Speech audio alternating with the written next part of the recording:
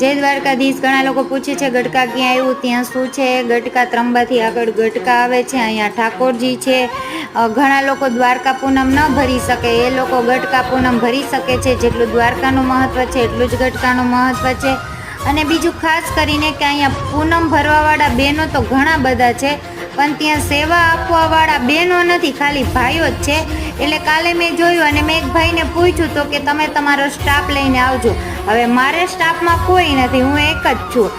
એટલે હવેથી જે કોઈ બહેનોને જો સેવા આપવી હોય પૂનમના દિવસે તો મને કોમેન્ટ કરજો, કારણ કે હું એકલી તો એક લેડીઝ હું શું કરી શકું એમ. તો હાથ જોડીને વિનંતી છે કે ત્યાં સેવાની ખાસ જરૂર છે. ભગવાનને રૂપિયા એટલા બધા ધરાવે છે, અનાજ એટલું બધું ધરાવે છે, પણ સેવા આપવા માટે એક પણ બેન નથી. તો જે લોકોને સેવા આપવી હોય મને કોમેન્ટ કરજો, તો હું દર પૂનમે જાઉં છું. અને મેં તો પૂનમ એવી જ ભરી છે કે હું